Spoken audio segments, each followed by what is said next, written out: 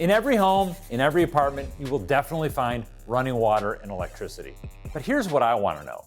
Has the pandemic made a home internet connection just as essential as water or power?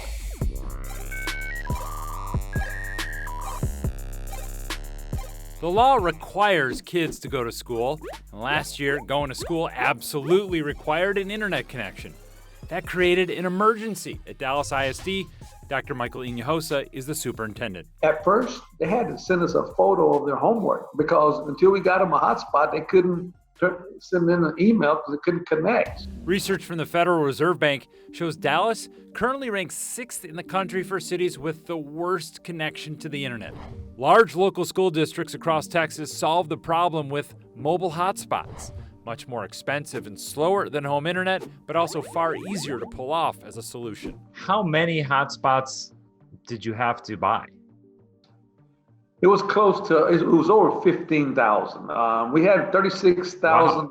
Wow. We had 36,000 households that did not have connectivity. Do you think that good access to the internet, a good broadband, is an essential part of our society? We must have it.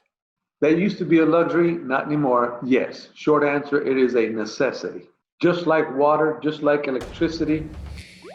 So you're in Ohio, you said? I am, yes. You in Cleveland? Columbus. Columbus. It looks like Cleveland behind you. Old neighborhood. Angela Seifer is the executive director of the National Digital Inclusion Alliance. She advocates for access to broadband for schools and well beyond. What is the pandemic teaching us about access to broadband? I think the pandemic is increasing awareness of the necessity of broadband in someone's home. The idea of going to a parking lot, to many of us, sounds ridiculous. It is what lots of families are doing right now. Like sitting in a parking lot outside a library or business that has Wi-Fi. That's what she's talking about. In this new report from Brookings about the digital divide, Angela argues that broadband is essential infrastructure. Yes, it's connecting kids to school, but more broadly, it's also connecting us to work and to job listings, connects us to telemedicine, and brings us closer to our friends and family. Absolutely must have internet in order to function as a society. But an internet connection can be expensive. According to research from a professor at NYU, in France, a connection costs $31 a month, Korea $33, Germany and Japan about $35. But in the US, it's about $68 a month. And slow internet? That's an issue too. This report from 4 years ago about the largest non-cable internet providers like AT&T and Verizon is called DSL Providers Save Their Fastest Internet for Wealthier Communities. The Center for Public Integrity found about 40% of customers in wealthy areas can get high speeds, but only 22% can in poor areas.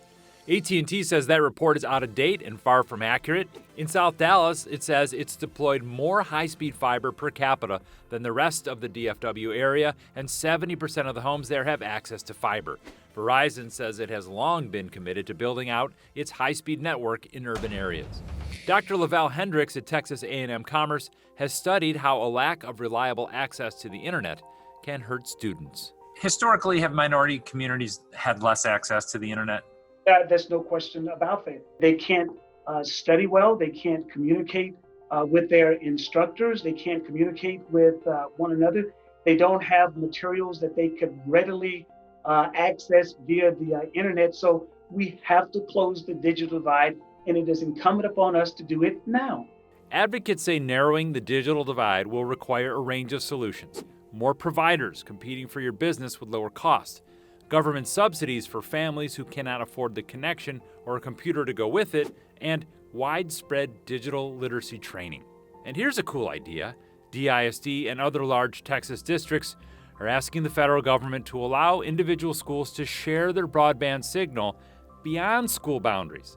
The idea is to create neighborhood hotspots for students and parents to use 24/7. So it's clear that the internet is critical for work. And once again, this school year, it will be critical for school. So what the pandemic is showing us is just like power and just like water, the internet is a utility that everyone needs to have in their home.